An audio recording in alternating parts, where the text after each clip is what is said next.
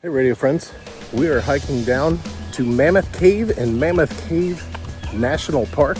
This cave stretches for miles underground in this Kentucky forest. We're gonna go check some of it out. You ready?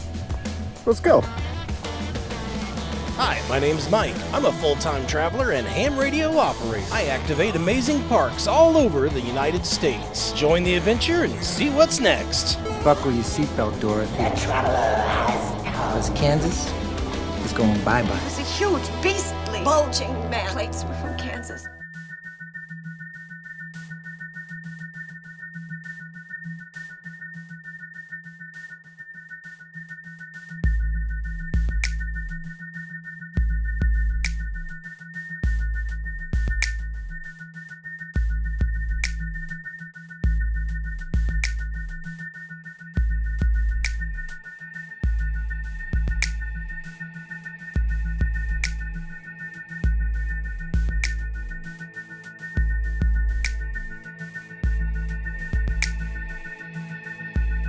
Well, we're a little bit early.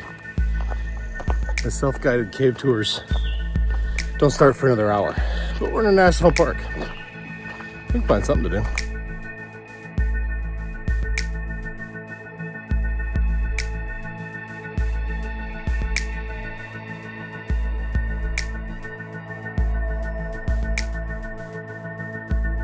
Hey folks, I'm Mike, Kilo Echo Zero, Victor India Mike. This is the Travelin Ham. We're on our way back to from Hamvention, and we've stopped in Mammoth Cave National Park. I got the car, that's the rental car, the MRI parked right there. And you can see here, I picked up a universal lip mount at the show and actually put it on the rental car to install the ATAS. And we're gonna give it a run. I did activate last night SSB at my campsite here in the same park, and it performed awesome. It tuned both 20 and 40 just like that, and it was getting good signal reports and it did fairly well, so I'm encouraged by how well that works. But you can see this car isn't real great for a lip mount because it's on quite a slope, and the mount itself can mitigate most of it, but you can tell I'm not going to go driving down the highway with my mirror sticking, or my antenna sticking out as far as my mirror. That's not how I want to be going down the road. So I will be removing that when I start traveling down the highway. And I've just got, you might have seen, I just got the coax fed through the window for now. I didn't want to mess with the pass through or you know, popping off molding on the inside, just for a couple uses. So I'm going to sit in the car with the AC running. It's nice and warm here today. And we're gonna get a Morse code activation done. I will probably get 10 and run. All right, and now the magic part of all this. The radio is all set up, ready to go. All I gotta do is switch it on, and I'm good. I've just got it down here in the red case. And I've got the 891 right down there in the red Nanook case. Dutifully ready to go. 15 amp hour lithium phosphate battery. And it's being fed by this coax, which then goes right out there to the ATAS antenna. And you can find affiliate links to my radio gear at DX Engineering. Look in the description below.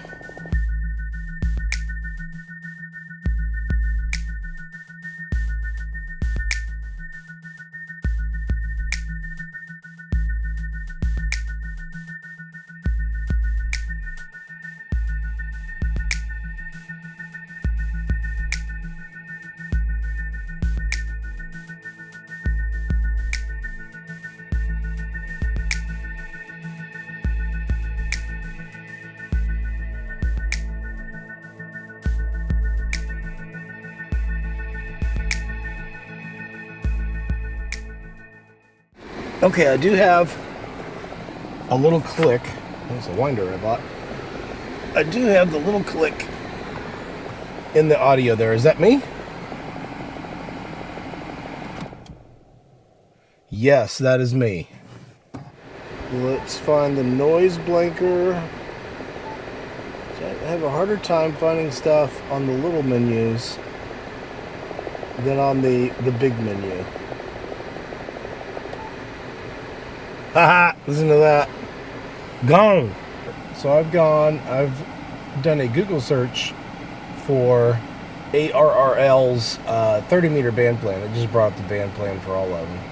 All it gives me is Iridian packet. So I'm good for anything between 10.1 and 10.13.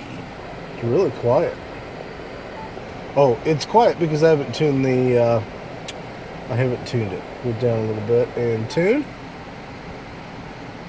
See the ATAS moving up a little bit. See how much louder that is now? I have never done anything on 30 meters. So let's see how this does.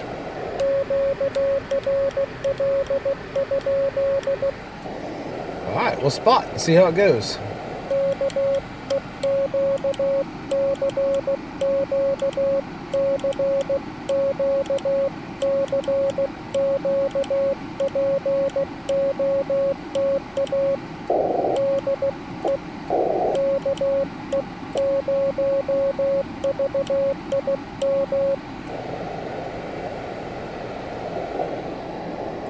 I'm hoping to get 10 at a nice steady pace and move on. And I'm using a lower band because I'm right here in the middle of the eastern US. So I'm going to skip over as few as possible. C's.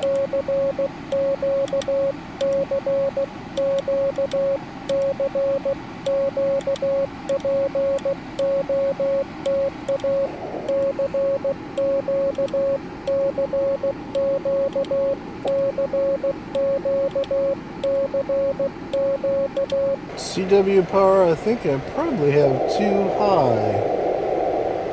HF power, 25, that's not bad. I'm going to roll it back to 10. I'm trying to remember to do my C's with the squeeze. Squeeze for the C's.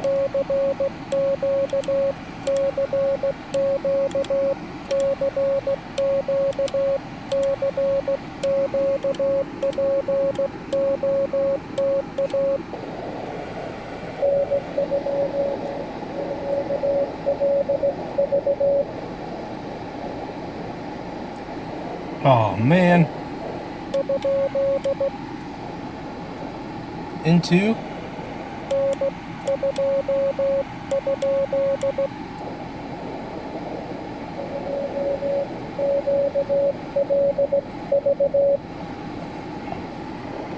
Here we go.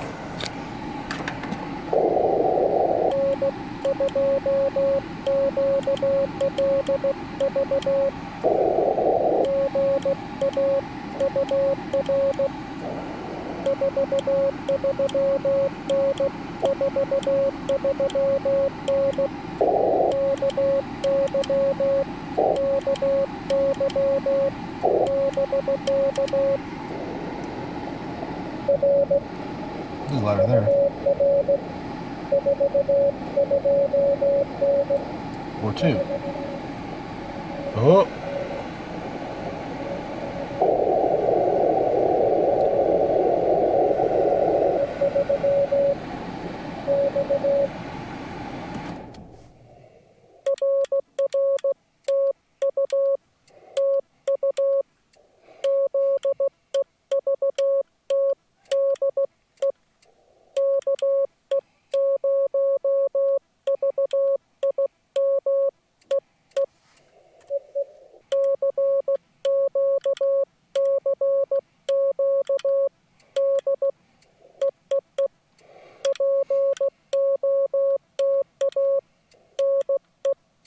Chimney.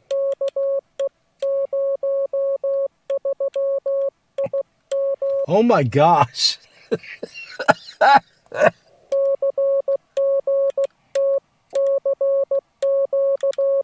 Yeah, so C is a character I've had a lot of trouble with getting the back and forth right. So I'm really trying to use the squeeze technique just on that one character.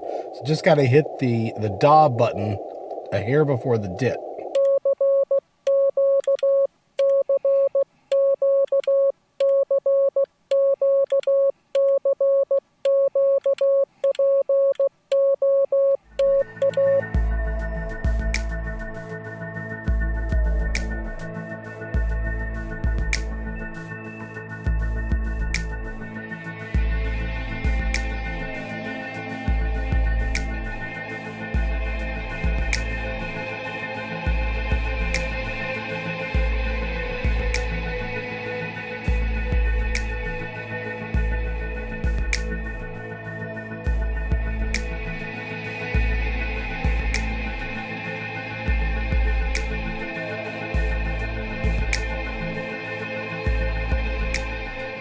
So we actually last visited this cave in summer of 2020, peak COVID. And we actually, ironically, had access to more areas of the cave because as part of their strategy for managing it back then, they opened up more areas that were to private tours because they didn't want to do any private tours. But thankfully, they still wanted people to have access to the cave. So they actually opened up more of it than they normally do. But as a result, I don't get to walk as much of it today because I just took the same self-guided tour. My advice to you, if you come here, give it a couple, 3 days and do a couple of the other tours as well that take you through much more adventurous parts of the cave. I don't want to do that today because A, I spent my money at the show. And B, I want to share that with family. And I think sometime over the next couple of years, we'll be able to get in here and get that done. But definitely look into the other private caves. And then I think you can skip the self-guided. If all you want to do is get down in a cave, the $12 self-guided tour is pretty good. This is a pretty, it's a good beginner's cave. Not too hard to get in and out of. The footing's really nice. Most of it's, I don't know if you can tell, this part that I'm walking right now is actually paved. During the Revolution, they actually found a mineral in here that they could make gunpowder out of, which was a big deal because the British were limiting our access to gunpowder or preventing it outright. So I think it was called siltpeter is what they found in here. If you want to know more, Google Mammoth Cave gunpowder or Mammoth Cave siltpeter. And you can find out more on that. But this cave actually had a large play in our revolution.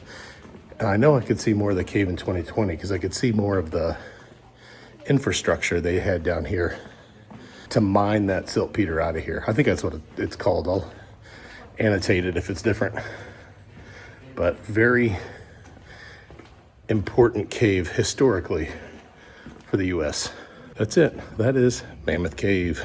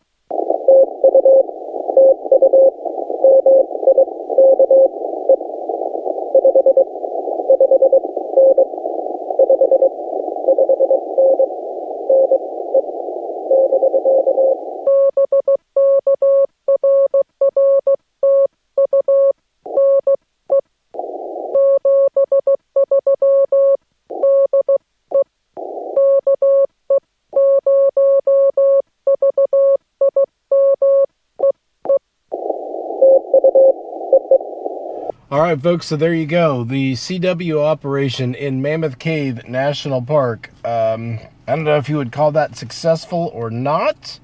It looks like I got 6. Is that all? 6? I got 6 CW contacts, but I'm piling that on top of, I don't know how many I got yesterday. I think I got 30 some on voice yesterday. So overall, a successful activation. I just didn't get the good part on camera. Oh well. But we got some CW work done, and I know the ATAS works fine on 20 and 30 and 40 on this car with just the screws that hold it up to the hood. You know, no bonding or anything like that, and it was just fine. So that's cool. I'm excited to get that mount on the truck, which I think will work better with its flat hood. And that'll be fun to get going and have that as an option in my arsenal to do stuff like this when it helps me out. Roves are going to be nice. There's going to be some activations that'll be really nice running like this. Much more efficient. So that's a wrap on this leg of the journey back home from Hamvention in Ohio. We are just north of Bowling Green, Kentucky. We're going to head west some more. See where we end up. I'm Mike, Kilo Echo 0, Victor India Mike. This is the Travelin Ham. And in case you haven't heard,